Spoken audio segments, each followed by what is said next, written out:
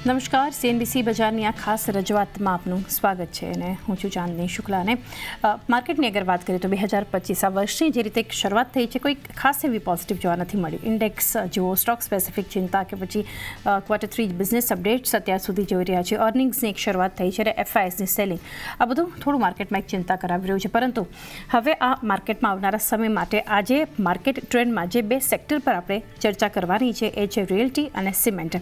તો આ બંને સેક્ટર માટે કઈ રીતનો સમય રહી શકે, આગળ કેવી તક બનતી દેખાડી રહી છે, કઈ કંપનીઓ જે છે એક ફોકસમાં રાખવી જોઈએ, આ બધા પર આપણે ચર્ચા કરીશું આપણા ફંડામેન્ટલ અને ટેકનિકલ એક્સપર્ટ સાથે. ખાસ ચર્ચામાં આપણી સાથે જોડાઈ રહ્યા છે માર્કેટ એક્સપર્ટ જગદીશ ઠક્કર અને સાથે બોનાન્ઝા પોર્ટફોલિયોના વિરાટ જગડ. આ બંનેનું સ્વાગત છે આ ખાસ રજૂઆતમાં. અને સૌથી પહેલાં જગદીશજી આપની સાથે શરૂઆત કરીએ અને આ સેગમેન્ટમાં આપણે ખાસ રિયલ્ટી સાથે એક શરૂઆત કરીશું કે જે રીતે આપણે જોઈ રહ્યા છીએ કે આ માર્કેટની એક શરૂઆત બજાર માટે આપણે જોઈ રહ્યા છીએ. સતત FISની સેલિંગની તો એક ચિંતા, માર્કેટ બ્રેથ નેગેટિવ એ પણ થોડું આપણે જોઈ રહ્યા છીએ. ડોલર ઇન્ડેક્સના ફ્રન્ટ પર આપણે એક ફોકસ રાખી રહ્યા છીએ. પરંતુ આ બધા વચ્ચે જે બે સેક્ટર આજે આપણે ચર્ચા કરવાની છે તો રિયલ એસ્ટેટમાં આપણે જોઈએ છીએ છેલ્લા લગભગ એકાદ મહિનામાં જોઈએ તો 6% સુધીના એક નેગેટિવ રિટર્ન્સ જે છે આપ્યા છે. નવા લોન્ચીસ, સેલ્સની જે છે સેલ્સ ફિગર્સની એક અસર, આ બધું આપણે ક્વાર્ટરલી અપડેટ્સમાં પણ જોયું નંબર્સ. કઈ રીતે આ સેક્ટર માટે તમે જે છે આવનારો સમય જોઈ રહ્યા છો? ગુડ આફ્ટરનૂન ચાંદની. મને અત્યારે એવું લાગી રહ્યું છે કે રિયલ એસ્ટેટ સેક્ટર જે અત્યારની પરિસ્થિતિ છે અને ખાસ કરીને 2024માં તમે મોટાભાગની જે કંપનીઓના પરફોર્મન્સીસ તમે જુઓ તો તમને દેખાશે કે real estate sector has perform extremely well. એમાં કોઈ પણ કંપની કદાચ તમને એવી નહીં દેખાય કે જે અંડર પરફોર્મર રહી હોય. અલબત્ત થોડો ટ્રેન્ડ ચોક્કસ બદલાયો છે. પહેલાં આપણે જાણતા હતા કે એફોર્ડેબલ હાઉસિંગ માટે મોટાભાગની કંપનીઓ હરીફાઈમાં હતી. એ પછી એક સમય એવો આવ્યો 2024ની સાલમાં, એટલે જાન્યુઆરીથી ડિસેમ્બર સુધીમાં, કે લો કોસ્ટ હાઉસિંગને બદલે હાઈ એન્ડ હાઉસિંગની અંદર લગભગ મોટાભાગની કંપનીઓ ગઈ અને જાહેરાત પણ એ રીતે થઈ અને એમાં બહુ મોટી સફળતા આ બધી કંપનીઓને મળી. રિસેન્ટલી ગવર્મેન્ટનો પોતાનો અપ્રોચ અત્યારે એવો છે કે અત્યારે તમે જે હાઈ એન્ડ જે રિયલ એસ્ટેટ ડેવલપ કરો છો એને બદલે તમે એક એવી રિયલ એસ્ટેટ ડેવલપ કરો કે જે સામાન્ય માણસ પર અફોર્ડ કરી શકે. તમે હંમેશા લક્ઝરિયસ હાઉસની વાતો કરો છો, એમાંથી થોડું ઘણું ડાયવર્ટ થઈને તમે હવે એફોર્ડેબલ હાઉસની તરફ જાઓ. સાથે બજેટની અંદર જે લાસ્ટ ટાઈમ એનાઉન્સ થયું હતું જે પ્રધાનમંત્રી આવાસ યોજના છે એની અંદર પણ એક બહુ મોટો આંકડો લગભગ 3 કરોડ જેટલો એક સરકારે આપ્યો હતો કે નાનામાં નાની વ્યક્તિને પણ પોતાનું રહેવાનું ઘર મળે. અને એની સાથે જે મોટાભાગની કંપનીઓ છે એ પાર્ટિસિપેટ ચોક્કસ કરતી હશે. પણ મને એવું લાગે છે કે આ ટ્રેન્ડ ધીરે ધીરે હવે બદલાશે. એફોર્ડેબલ હાઉસિંગની વ્યાખ્યા માત્ર એ જ નથી કે પ્રધાનમંત્રી આવાસ યોજનાની જે એક ફોર્મ્યુલા છે કે એની અંદર તમારે આ જાતનું ડેવલપમેન્ટ કરવું. મારું માનવું છે કે રિયલ એસ્ટેટ ઇન્ડસ્ટ્રીઝ આપણા દેશમાં હજી બહુ જ શિશુ અવસ્થામાં છે અને ઘણો બધો સ્કોપ બાકી છે. જ્યારે 140 કરોડની વસ્તી હોય અને દરેક વ્યક્તિ પોતાનું કદાચ ઘર ઈચ્છતો હોય અને એમ માનીને ચાલે કે એ ઘરમાં લગભગ 3 કે 4 માણસો છે તો પણ આપણે જે સંખ્યા આપણી જે ઘરની જરૂરિયાત છે એ 30 કરોડ ઘરની જરૂરિયાત છે, નાના મોટા સૌ મળીને. એની સામે અત્યારે અવેલેબિલિટી ઇઝ નોટ ઇવન 50%. એટલે રિયલ એસ્ટેટ તો મને એવું લાગે છે કે આવનાર 10 વર્ષની અંદર ઇઝ ગોઈંગ ટુ બૂમ. અને જે રીતે જે કંપની પોતપોતાની સ્ટ્રેટેજી અપનાવશે અને જે રીતે સમયને અનુકૂળ થઈને કામ કરશે એ કંપનીઓ જલ્દી સર્વાઈવ થશે અને જલ્દી ગંભીર પ્રોફિટેબિલિટીમાં અવ્વલ નંબરમાં રહેશે. માત્ર ને માત્ર એક જ ફોકસથી કરવું એ અત્યારે મારી દ્રષ્ટિએ બરાબર નથી. અલબત્ત એક બીજી અગત્યની વસ્તુ એ પણ છે કે રિયલ એસ્ટેટની અંદર જે સૌથી મોટા ઇનપુટ્સ છે અત્યારે, એક તો લેન્ડનો એક પ્રશ્ન બીજો છે, બીજું જે છે સિમેન્ટ છે, સ્ટીલ છે અને પાવર છે. અત્યારે આ ત્રણ વસ્તુ જે ઇનપુટ એના રો મટીરિયલ તરીકે ગણીએ એ એમ્પલ અવેલેબલ છે, એમાં કોઈ શોર્ટેજ અત્યારે છે નહીં. સિમેન્ટ કેપેસિટી, સ્ટીલ કેપેસિટી અને power, everything is available as per the demand. એટલે રિયલ એસ્ટેટની મૂળભૂત જરૂરિયાતો અત્યારે ઓલરેડી આપણા દેશમાં અવેલેબલ જ છે. એટલે રિયલ એસ્ટેટ સેક્ટર પર તો આઈ એમ વેરી બુલિશ. તો આ સેક્ટર માટે એક ઘણો બુલિશ વ્યૂ રિયલ એસ્ટેટ માટે આપણને બનતો દેખાડી રહ્યો છે. વિરાટ, એક સેટઅપ સમજીએ આપની પાસેથી નિફ્ટી રિયલ્ટીની વાત કરીએ અને ઓવરઓલ એક કંપનીઓના પરફોર્મન્સ, એટલે સ્ટોક સ્પેસિફિક તો રેકમેન્ડેશન્સ પછી જાણીએ, પરંતુ ઇન્ડેક્સને આ સેક્ટરનું સેટઅપ અત્યારે તમે ટેકનિકલી કઈ રીતે જોઈ રહ્યા છો રિયલ એસ્ટેટ?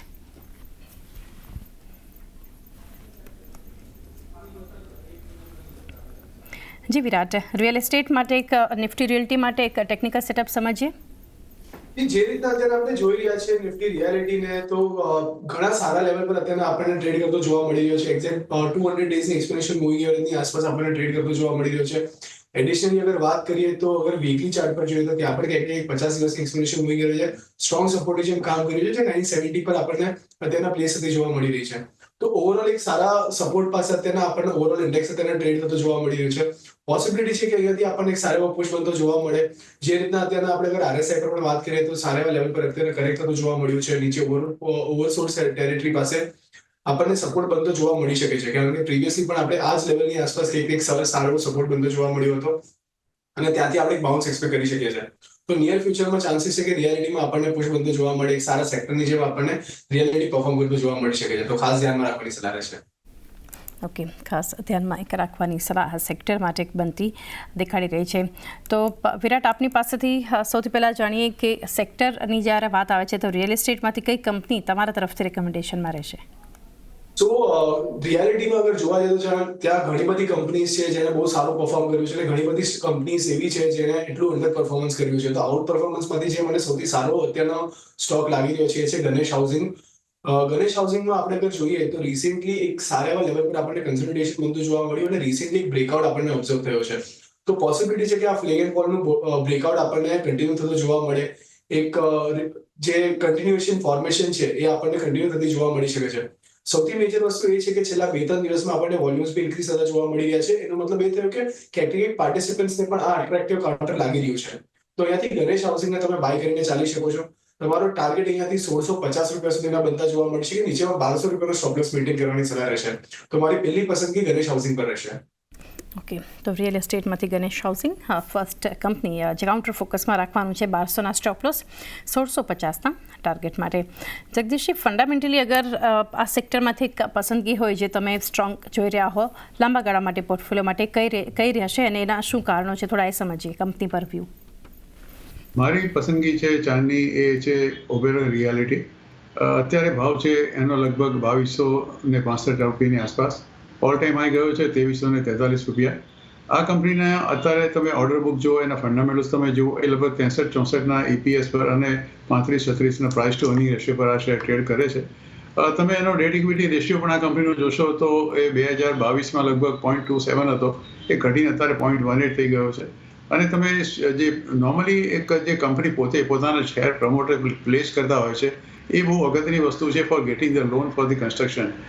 તમે જુઓ તો આ પર્ટિક્યુલર કંપનીનું total pledge of the shares for the banks and other financial institution is less than 25%, which is considered to be definitely good. એને તમે ઓપરેટિંગ પ્રોફિટના પણ તમે રેવન્યુના પણ આંકડા જોશો યર ટુ યર તમે તો લગભગ revenue has been increase almost by 8.42% and operating profit has gone up by about 27.51%. Profit before tax is about almost 31% and profit after tax is almost 30%. એટલે ફંડામેન્ટલી આ કંપની બહુ જ strong છે. ઘણા બધા આપણે અપ્સ એન્ડ ડાઉન્સ અત્યારે recently છેલ્લા 3 મહિનામાં આપણે જોયા, પણ તમે જોશો કે આ કંપનીનું જે ઓવરઓલ પરફોર્મન્સ છે એમાં છેલ્લા ઇવન તમે 3 મહિના પણ જોશો તો કંપનીનું return is more than about 20%. અર્થાત કે આ જે એક જાતનું એક ઓક્ટોબર મહિનાથી એક સતત વેચવાલી વિદેશી રોકાણકારોની આવી એ છતાં પણ આ પર્ટિક્યુલર કંપનીના શેરમાં એવો કોઈ ઘટાડો થયો નથી. ઇવન એક મહિનાનું પણ તમે સર્વે ઉકાળો તો પણ આ કંપનીએ 6%નું રિટર્ન આપ્યું છે. મને એવું લાગે છે કે આ કંપનીની જે મૂળભૂત તાકાત છે together with the order book is very very strong, કે આટલા બધા જે જાતના અપ્સ એન્ડ ડાઉન્સમાં સ્ટોક માર્કેટમાં થયા એને પણ બહુ મજબૂતીથી એનો સામનો કર્યો છે. એટલે અત્યારે છે 2264નો ભાવ. આપણે કદાચ 1 વર્ષનું ટાર્ગેટ આ માટે રાખીએ તો ચોક્કસ એ that will I can easily put it the rate of 2450 to 2500. Of course stop loss રાખવાનો રહેશે, કારણ કે 1 વર્ષ પહેલાનો ભાવ 1275-80 રૂપિયા હતો, 1 વર્ષમાં ડબલ થયો છે, એટલે સ્ટોપ લોસ રાખવો બહુ જરૂરી છે. તો stop loss will be 2175. Okay, તો ઓબેરોય રિયલ્ટી જગદીશજી તરફથી અહીંયાથી રિયલ એસ્ટેટ માટેનું રેકમેન્ડેશન છે 2175. સ્ટોપ લોસના લેવલ ધ્યાનમાં રાખો. ઉપર 2450 અને 2500 સુધીના આ ટાર્ગેટ જે છે આપણને દેખાડી શકે છે. વિરાટ, આપની પાસેથી જાણી આ સેક્ટરમાંથી અગર બીજું કોઈ કાઉન્ટર હોય ગણેશ હાઉસિંગ સિવાય તો એ કયું હશે? સેકન્ડ જે કાઉન્ટર છે એ છે અનંતરાજ લિમિટેડ. અનંતરાજ લિમિટેડને બી આપણે જોઈએ તો છેલ્લા ઘણા સમયથી આપણને કન્સોલિડેશનની અંદર ટ્રેડ થતો જોવા મળ્યો હતો. મિડ સપ્ટેમ્બરથી લઈને મિડ ડિસેમ્બર સુધી આપણે એક સારું કન્સોલિડેશન આ કાઉન્ટરમાં ઓબ્ઝર્વ કર્યું છે. અને એ 3 મહિનાના કન્સોલિડેશન બાદ આપણને ફરીથી એક પોઝિટિવ સાઇડનું મોમેન્ટમ બનતું જોવા મળી રહ્યું છે. નો ડાઉટ અત્યારના આજના દિવસમાં હલકું કરેક્શન આપણને હાયર એન્ડ એક પ્રોફિટ બુકિંગ આપણને બનતું જોવા મળી રહ્યું છે. પરંતુ આ કાઉન્ટર એવું છે કે જ્યાં તમે હર ઘટાડે પણ બાય કરીને ચાલી શકો છો અને કરંટ લેવલ પર પણ ઘણો અટ્રેક્ટિવ લાગી રહ્યો છે. તો પોસિબિલિટી છે કે આપણને આમાં પણ પુશ બનતું જોવા મળે. વીકલી ચાર્ટ પર પણ જોઈએ તો વીકલી ચાર્ટ પર પણ સારી રીતના મોમેન્ટમમાં સ્ટોક અત્યારે ટ્રેડ થતો જોવા મળી રહ્યો છે. હાયર હાયરની ફોર્મેશન ફોર્મ થઈ રહી છે. તો બધી રીતના જોવા જઈએ તો એક સારું બુલિશ મોમેન્ટમ આ કાઉન્ટરમાં અત્યારે આપણને બનતું જોવા મળી રહ્યું છે. ડેલી ચાર્ટ પર અને વીકલી ચાર્ટ પર બંને ADX પણ પોઝિટિવ સાઇન દર્શાવી રહ્યું છે. એક સ્ટ્રોંગ બુલિશ ટ્રેન્ડની અંદર અત્યારે આપણને ટ્રેડ થતું જોવા મળી રહ્યું છે. તો પોસિબિલિટી છે કે આમાં આપણને સારી એવી મોમેન્ટમ આવતા દિવસોમાં કન્ટિન્યુ થતી જોવા મળી શકે. અહીંયા આપણે 820 ની આસપાસના સ્ટોપ લોસને મેન્ટેન કરવાનું રહેશે અને ઉપરમાં તમે 1100 રૂપિયાના ટાર્ગેટ માટે ખાસ ધ્યાનમાં રાખી શકો છો અનંતરાજને. ઓકે, તો અનંતરાજ લિમિટેડ એક બીજું કાઉન્ટર જે ધ્યાનમાં રાખવાનું છે વિરાટ તરફથી 820નો એક સ્ટોપ લોસ અને ઉપર 1100 સુધીના આ ટાર્ગેટ દેખાઈ શકે છે. આ સિવાય જગદીશજી આ સેક્ટર પર આપણે વાત કરી, પરંતુ ઓવરઓલ જ્યારે હવે અર્નિંગ્સની એક શરૂઆત આપણે જોઈ રહ્યા છીએ અને ઘણી બધી એક અપેક્ષા પણ બનતી દેખાઈ રહી છે અને એની સાથે સાથે આપણને કંપનીઓ દ્વારા બિઝનેસ અપડેટ્સ પણ રિયલ એસ્ટેટની અગર વાત કરીએ તો એ જોવા મળી હતી. તો અગર Q3 એક્સપેક્ટેશન્સ હોય સેક્ટર પાસેથી નંબર્સને લઈને આગળ કંપની કઈ રીતે જાહેરાત કરે છે, શું આઉટલુક ને ગાઈડન્સ કંપની દ્વારા શેર કરવામાં આવે છે, તો તમે કઈ રીતે એક અપેક્ષા રાખી રહ્યો છો કે આ ત્રિમાસિક જે છે રિયલ એસ્ટેટ માટે કઈ રીતનું રહી શકે, કેવી જાહેરાત થઈ શકે છે? મને એવું લાગે છે ચાંદની કે આ ત્રિમાસિક જે પરિણામ આવશે ફોર 2024-25 એ હું નથી માનતો કે it will be very encouraging definitely. કારણ કે આખો એ ત્રિમાસિક ગાળો આમ તમે જુઓ તો COVID-19 પછી છેલ્લા 4 વર્ષમાં કદાચ સૌથી એક મોટું નેગેટિવ રિટર્ન કોઈ જગ્યાએ મળ્યું કોઈને તો એ કદાચ આ પર્ટિક્યુલર ક્વાર્ટરની અંદર જ મળ્યું છે. લગભગ 4 વર્ષ સુધી આપણે કોવિડ પછી એક ધારી તેજી જોઈ.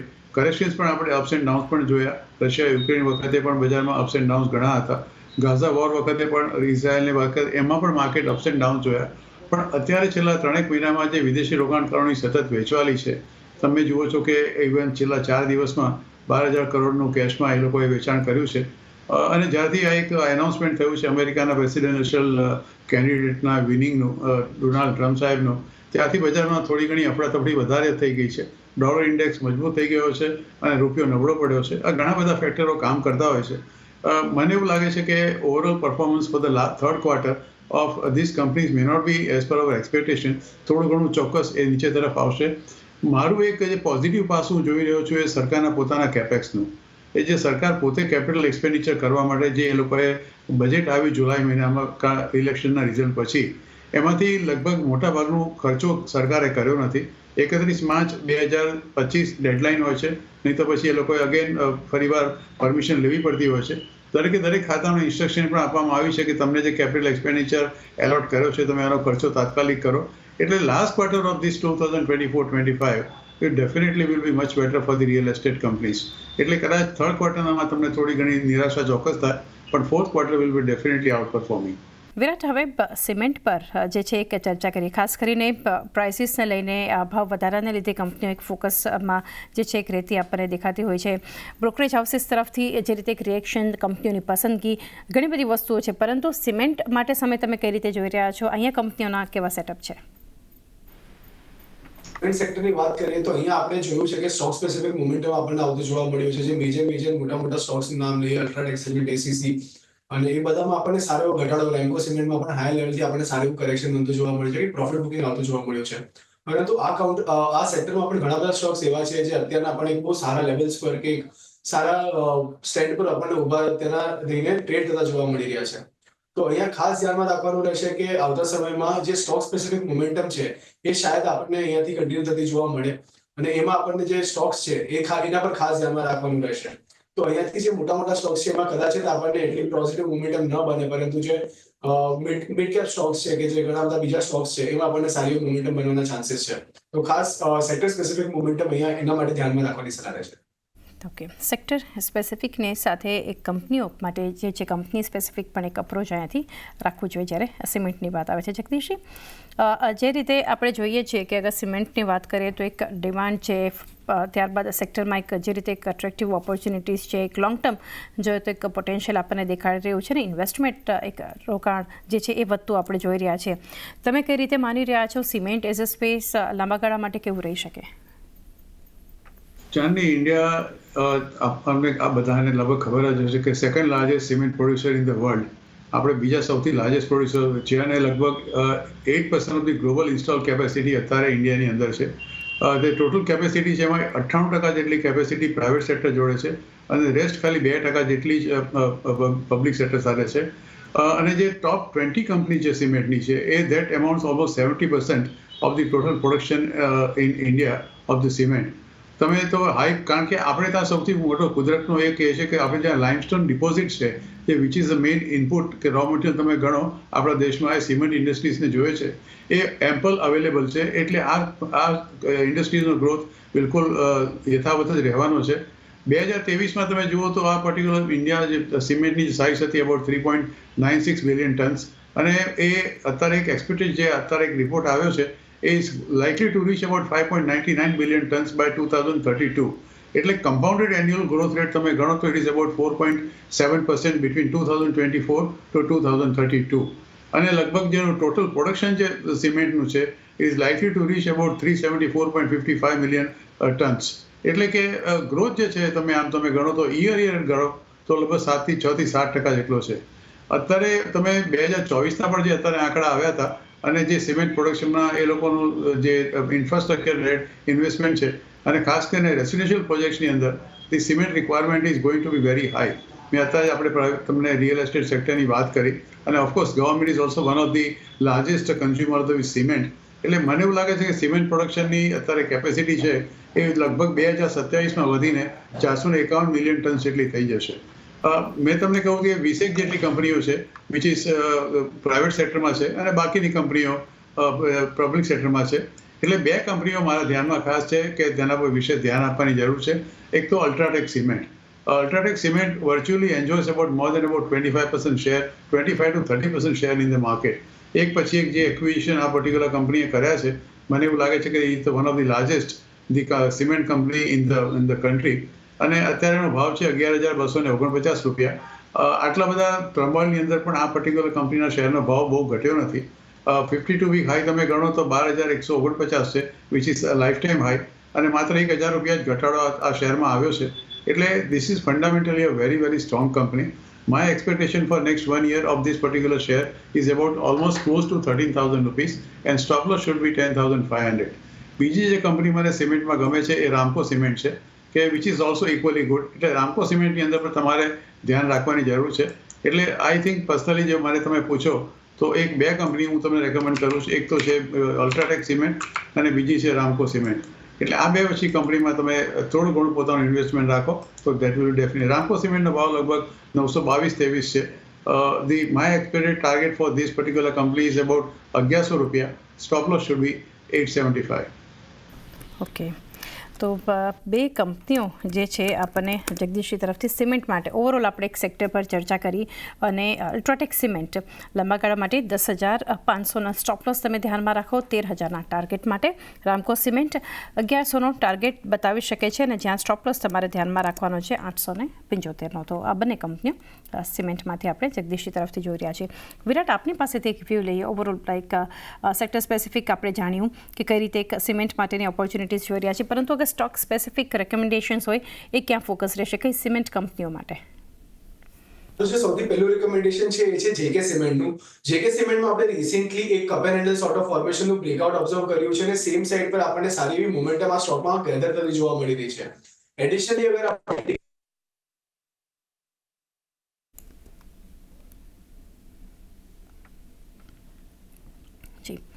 ટેકનિકલ એરર અને ફરી આપણે કનેક્ટ કરીશું વિરાટની સાથે. પરંતુ જગદીશે ઓવરઓલ પિક જ્યારે સિમેન્ટ પર ચર્ચા કરી, રિયલ એસ્ટેટ પર એક વ્યૂ લઈએ માર્કેટને લઈને. ઘણી બધી વસ્તુઓ ઇવેન્ટ્સ આપણે જે રીતે 2025ની એક શરૂઆત જોઈ રહ્યા છીએ કે એક અર્નિંગ્સ સાથેની એક શરૂઆત જે છે આપણે જોશું. એની સાથે 20 તારીખે એક મોટી ગ્લોબલ ફ્રન્ટ પર પણ ઇવેન્ટ જુઓ તો ડોનાલ્ડ ટ્રમ્પ ઓફિશિયલી પોતાનો કાર્યભાર સંભાળવા જઈ રહ્યા છે. 1 તારીખે બજેટની જાહેરાત, તો એક શરૂઆતથી જ આપણે જોશું. કઈ રીતે તમે જોઈ રહ્યા છો એક વ્યૂ માર્કેટ માટે આપની પાસેથી લઈએ? જી જગદીશજી, એમ આઈ ઓડિબલ? સંભળાય છે? હલો. જી જગદીશજી. ઓકે. ચાંદી, મેં આપને કહ્યું તે પ્રમાણે અત્યારે જે ઓવરઓલ સિનેરીઓ જે છે 2021 પછી જે હલો એમ આઈ ઓડિબલ? જી જગદીશજી, એકદમ ક્લિયર છે આપનો અવાજ. Okay, fine. ચાંદી, તમે મેં શરૂઆતમાં વાત કરી કે કોવિડ પછી કદાચ સૌથી ખરાબ જે તબક્કો આપણા માટે આવ્યો હતો 2024ના થર્ડ ક્વાર્ટરનો છે, અને જે રીતે વિદેશી રોકાણકારોની અંધાધૂંધ વેચવાલી છે, આપણે જોયું કે છેલ્લા લગભગ 2024માં આ વેચાણનો એ લોકોનો આંકડો વિદેશી રોકાણકારોનો ખાસ કરીને એ લગભગ almost it has crossed for the whole year, I am taking from January to December, is more than about 2.75 to 3 lakh crores. Of course અમે સંસ્થાકીય રોકાણકારોની ખરીદીના આંકડા એનાથી ઘણા મોટા છે, તો પણ માર્કેટને એટલો જે સપોર્ટ જોઈએ એટલો સપોર્ટ છેલ્લે મળ્યો નથી. બીજું કે જીઓપોલિટિકલ ટેન્શન અત્યારે આપણે જાણીએ છીએ કે જે જાતની વોર અત્યારે યુક્રેન અને રશિયા વચ્ચે ચાલે છે, ઇઝરાયલ અને ગાઝા વચ્ચે જે યુદ્ધ ચાલી રહ્યા છે, સિરિયામાં અત્યારે થોડા અપ્સ એન્ડ ડાઉન્સ આપણે જોયા, મિડલ ઇસ્ટની અંદર જે ટેન્શન છે, અને જાત જાતના સમાચારો આપણે હંમેશા સાંભળતા રહીએ છીએ, એટલે એ ફેક્ટર પણ એક બહુ અગત્યનું છે. ત્રીજું એક અગત્યનું ફેક્ટર મને એવું લાગે છે કે જે અમેરિકાના નવા પ્રેસિડેન્ટ હવે 20મી જાન્યુઆરીથી પોતાનો શપથ ગ્રહણ કરશે, અને અત્યારે જે જાતના સ્ટેટમેન્ટ આપણે વારંવાર જોઈએ છે એ જોતાં મને એવું લાગે છે કે is going to be country specific. અત્યારે શરૂઆતથી જ એમણે કહ્યું હતું કે મેક્સિકો અને Canada I am going to impose a duty of 35% on all imports. એટલે એ જ બતાવે છે, કારણ કે he wants to control the drug which is they consider be drug trafficking countries. અને એ પોતે બહુ સ્પષ્ટ શબ્દોમાં બોલ્યા છે કે જ્યાં સુધી આ બંને દેશો પોતે આ ડ્રગ જે આવે છે અમારા દેશમાં દાણચોરીથી એનો જે કંટ્રોલ નહીં કરે ત્યાં સુધી મારો અભિગમ એ જ રહેશે. સાથે એણે ચીન સાથેની પણ પોતાની એક નીતિ અપનાવી હતી કે ચીનમાં પહેલેથી આપણે જ્યારે ફર્સ્ટ ટર્મ એમના પહેલી વાર આવ્યા ત્યારે પણ ચીન પ્રત્યેની એમની જે એ હતી એ પણ આપણને બિલકુલ ક્લિયર છે. એટલે અત્યારે એનું એક છે. ત્રીજું જે ક્રૂડ ઓઇલની વાત અત્યારે આપણે કરીએ છીએ એમાં વધઘટ થયા કરે છે, અને ગેસનો તો તમે જાણો છો કે there is a perennial issues. આ બધાની વચ્ચે મારું માનવું છે કે બજાર વિલ બી રેન્જ બાઉન્ડ, અને બહુ મોટો ઉછાળો તમને ફોર્થ ક્વાર્ટરમાં મળે એવી શક્યતા તો મને અત્યારે દેખાતી નથી. જી, ડેફિનેટલી બહુ જ એક મર્યાદિત રેન્જ બાઉન્ડ કારોબાર બજાર આપણને બતાવી શકે છે. વિરાટ કનેક્ટ થઈ ગયા છે આપણી સાથે. વિરાટ, સિમેન્ટ પરની આપણી પસંદગી જાણીએ. તો મેં જે રીતના કહ્યું, મારી પહેલી પસંદગી જેકે સિમેન્ટ પર છે. જે રીતે મેં આ રેસ્પોન્સ બી આપ્યા, અને ટાર્ગેટ સ્ટોપ લોસમાં અગર વાત કરીએ તો 4500ની આસપાસનો લેવલ છે, જે સ્ટ્રોંગ સપોર્ટની જેમ આપણને કામ કરતો જોવા મળી શકે છે, અને સેમ સાઇડ પર 5250 સુધીના ટાર્ગેટ તમે નિયર ફ્યુચરમાં એક્સપેક્ટ કરી શકો છો. તો સિમેન્ટ માટે મારી પહેલી પસંદગી જેકે સિમેન્ટ પર રહેશે. સેકન્ડ વાત કરીએ તો ઇન્ડિયા સિમેન્ટ પર મને કરંટ લેવલ પર ઘણો અટ્રેક્ટિવ લાગી રહ્યો છે, કારણ કે જે રીતના આપણે એમાં મોમેન્ટમ રિસેન્ટલી આવતા જોવા મળી છે એ ખૂબ જ અગ્રેસિવ અને અટ્રેક્ટિવ મોમેન્ટમ આપણે કહી શકાય એવું છે. કારણ કે ઘણા સમયથી આપણે આ કન્સોલિડેશનમાં એને ટ્રેડ કરતા જોવા મળી રહ્યો છે, ને જે રીતના અત્યારના કન્સોલિડેશન ચાલી રહ્યું છે એ રીતના જોતા લાગી રહ્યું છે કે જ્યારે પણ કન્સોલિડેશનનું બ્રેકઆઉટ આપણને બધું જોવા મળશે ત્યારે અહીંયા આપણને સ્ટ્રોંગ મોમેન્ટમ એક્સપેક્ટ કરી શકીએ છીએ. સેમ સાઇડ પર સ્ટોપલોસ ઘણો નાનો બંધો જોવા મળી રહ્યો છે, જે છે 350 રૂપિયાની આસપાસનો. 25 રૂપિયાનો સ્ટોપલોસ અહીંયાથી તમે રાખીને ચાલી શકો છો, અને ઉપરની સાઈડ પર તમે 435 થી લઈને 450 સુધીના ટાર્ગેટ નિયર ફ્યુચરમાં ઇન્ડિયા સિમેન્ટ માટે બનતા જોવા મળી શકે છે. તો આ બે કાઉન્ટર છે જેના પર તમારે ખાસ ધ્યાનમાં રાખવાનું રહેશે, અને મારી બંને પસંદગી બહુ જ અહીંયાથી મને બંને જ કાઉન્ટર બહુ સારા લાગી રહ્યા છે. ઓકે, તો જેકે સિમેન્ટ 4500 સ્ટોપ લોસ અને 5250ના ટાર્ગેટને ધ્યાનમાં રાખીને ઇન્ડિયા સિમેન્ટ્સ માટે 350નો સ્ટોપ લોસ, 435ના પહેલાં અને ત્યારબાદ 450 સુધીના જે છે લક્ષ્યાંક તમે મેળવતા જોઈ શકો છો. તો એ સાથે જ સમય થયો છે કે હવે રજા લઈએ. જગદીશજી, આપના ડિસ્ક્લોઝર્સ જાણીએ. જે શેરોની વાત કરી એમાં રિયલ એસ્ટેટ અને સિમેન્ટ બંને મેં આપને નામ આપ્યા છે. એમાં અલ્ટ્રાટેક સિમેન્ટ મારા અંગત પોર્ટફોલિયોમાં છે, ઘણા લાંબા સમયથી છે. એ સિવાય બાકીના જે શેરો તમને મેં કહ્યા છે એ મારા અંગત પોર્ટફોલિયોમાં નથી, પણ અમારા ક્લાયન્ટોની ભલામણમાં ચોક્કસ હોઈ શકે. પણ શેર બજારમાં રોકાણ કરો તો નાણાકીય સલાહકારની સલાહ અચૂક લેજો અને સલાહને જ અનુસરજો. And thank you very much Chandni for inviting me on the show. જી વિરાટ, આપના ડિસ્ક્લોઝર્સ. આજે આપણે જે પણ સ્ટોક ડિસ્કસ કર્યા છે અમારી પર્સનલ હોલ્ડિંગ કોઈમાં પણ નથી. ક્લાયન્ટે રેકમેન્ડ કર્યા હોવાથી ક્લાયન્ટની પોઝિશન હોઈ શકે છે, પરંતુ મારું પર્સનલ ઇન્ટરેસ્ટ કોઈ નથી. શોમાં ઇન્વાઇટ કરવા માટે આપનો ખૂબ ખૂબ આભાર. જી જગદીશજી અને વિરાટ, આપ બંનેનો પણ આભાર અમારી સાથે જોડાઈ અને ખાસ રજૂઆતમાં આપના વ્યૂઝ શેર કર્યા. તો એ સાથે જ માર્કેટ ટ્રેન્ડમાં બસ આટલું જ. મને પણ આપશો રજા. વધારે અપડેટ્સ માટે જોતા રહો CNBC બજાર.